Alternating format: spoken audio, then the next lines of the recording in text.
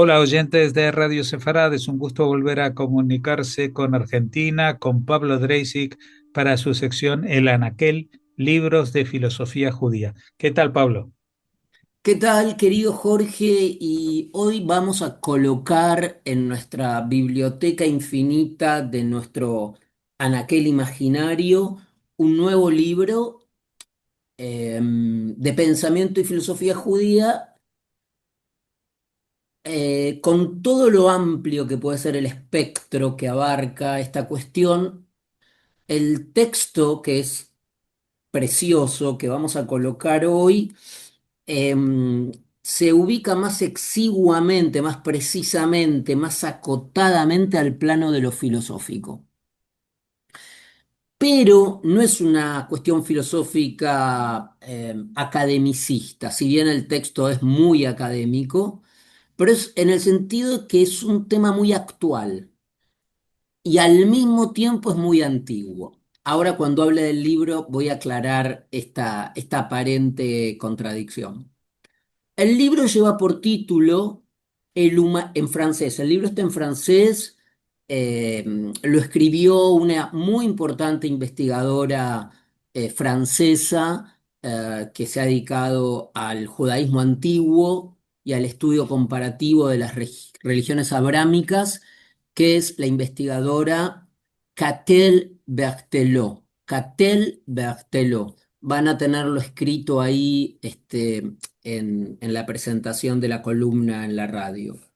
Catel Berteló. Ella escribe este maravilloso libro que, digamos, que intenta responder, y creo que lo hace con éxito, a la pregunta de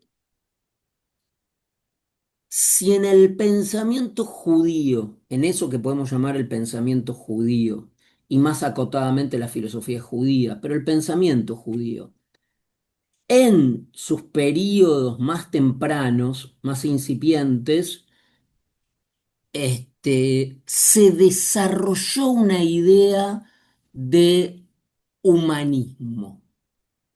Y ahora vamos a ver qué entiende la autora por humanismo. Eh, un humanismo ético. Es interesante porque en la historia de la filosofía, que sabemos que convencionalmente se data y se ubica en la Grecia antigua, la idea de humanidad, la idea del género humano, la idea que tú y yo, Jorge, y los oyentes, compartimos una humanidad común, que tenemos un cierto parentesco y que ese parentesco, por el solo hecho de pertenecer al género humano, nos impone obligaciones y también nos impone ciertos límites hacia el otro, vinculados primero de todo con el no infligir un daño al otro, pero también ciertas obligaciones respecto al hambre del otro, las necesidades del otro. Y digamos, como diría Piaget, para desarrollar esas categorías morales, la humanidad ha debido pasar por instancias desde las eh, obligaciones y compromisos que tenemos con nuestra familia, que sería, digamos, el grado mínimo de esa idea moral, o sea, que mis obligaciones son hacia mi familia y que mi solidaridad es hacia mi familia, a el clan, la tribu, las naciones. Y finalmente una idea quizás moralmente abstracta, compleja y superior, que es que finalmente hay una obligación y un compromiso ético con los que no conozco, con el género humano en general.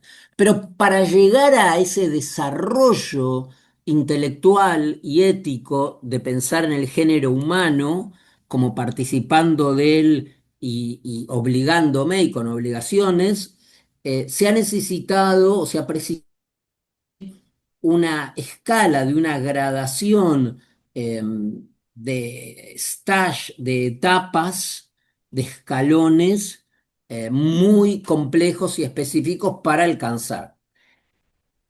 En el pensamiento judío moderno y contemporáneo, eh, es una idea muy importante, ¿no? De hecho, en el título del libro de Catel Berthelot pone Humanismo del otro hombre. Recordemos el título, el humanismo del otro hombre en el pensamiento judío antiguo.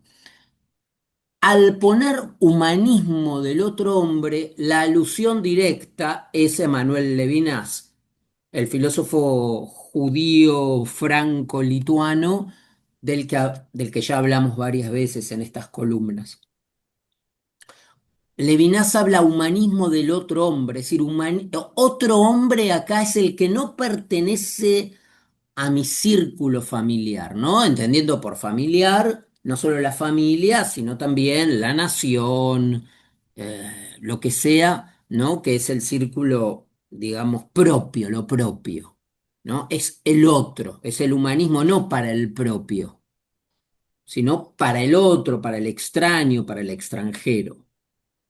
Entonces, Catel Berthelot va examinando esta idea y por supuesto lo voy a abreviar, ¿no? A riesgo de simplificar el argumento. Primero toma lo que es en el pensamiento antiguo los que más llegaron a teorizar sobre esta noción compleja y abstracta, complejamente abstracta, que es la idea de género humano o humanidad en general, que han sido los estoicos, ¿no? Los estoicos dentro del pensamiento griego, esto está reconocido y muy estudiado, son los que hablaron más de esta universalidad. Bueno, nuestra autora igual agrega que no siempre universalidad es necesariamente humanismo, ¿no? En general, el humanismo implica una universalidad, o sea, no los propios solamente, em, no el exiguo círculo de mis conocidos, sino una suerte de parentesco espiritual, que es una palabra que ella usa en el libro, ¿no? Es la famosa filantropía, el amor general por la humanidad. También Nietzsche hablaba del amor al lejano. De modo que la autora va a ver cómo esta idea que habitualmente es el pensamiento estoico griego, también está en el judaísmo. Y por supuesto que aquí están las leyes noágidas de Noé, que son 7 y que son las leyes para todo el género humano. Por supuesto que como una fuente está Isaías 58:7, la regla de oro, no hagas a los demás lo que no quieres, lo que no quieras que te hagan a ti. Em, Esas son algunas de las fuentes fundamentales. También decíamos que es un texto clave porque la propia ética judía, o no sé si la ética judía, porque no se puede hablar de ética judía en general, pero las fuentes donde se alimentaron los desarrollos acerca de una ética judía, tienen como siempre, tienen como dos polos. Un polo particularista, ¿no? Uno puede elegir y separar 20 pasajes del Tanaj o de las fuentes judías posteriores donde se acentúa el particularismo, pero también incluso puede ver, como la autora recuerda, que hay partes donde se adelanta un universalismo que antes incluso que las fuentes griegas. ¿no? Ella cita, por ejemplo, al gran estudioso Urbach, que hablaba de esto, haciendo hincapié en la noción de Kevod ha bereit ot, es decir, la dignidad de todos los hombres, ¿no?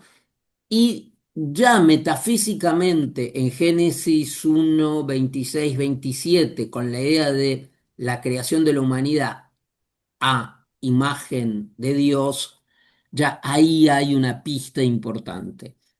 Eh, una fuente importantísima al que ella le otorga gran importancia es al pensamiento de Filón de Alejandría, ¿no?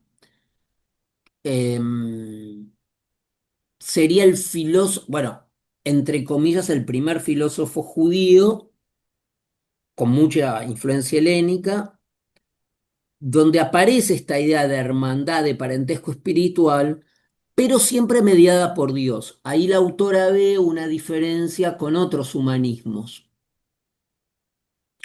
Y por supuesto, ahí está esa antigua, venerable tradición de Terencio, se dice la autora inspirada por Menandro, de que soy un hombre y considero que nada de lo humano me es ajeno. Entonces, el libro, por supuesto, va contrastando Cicerón con fuentes judías y rastreando los límites y las posibilidades de este humanismo judío eh, íncito en las fuentes antiguas, esta idea de humanidad que no solo está en Levinas, también está, por supuesto, en Hermann Cohen, del que hablamos muchas veces, este filósofo neocantiano. Este, y entonces yo creo que si uno quiere hacer no un resumen, pero hacer como una especie de extraer el argumento principal, es contraponer el pensamiento griego estoico de la estoa, la universalidad, y cómo esto, por supuesto que en el pensamiento judío siempre existió la tensión, está habitado por esa tensión entre los propios, entre nosotros y ellos, pero también y del mismo modo una gran vocación universalista y humanista del género humano, que bueno, que hay que mantener seguramente viva. Pues te agradecemos muchísimo esta recomendación y esperamos volver a contar con más recomendaciones en próximas entregas de El Anaquel. Hasta entonces, muchas gracias, Pablo Dresik. Gracias a ti, Jorge.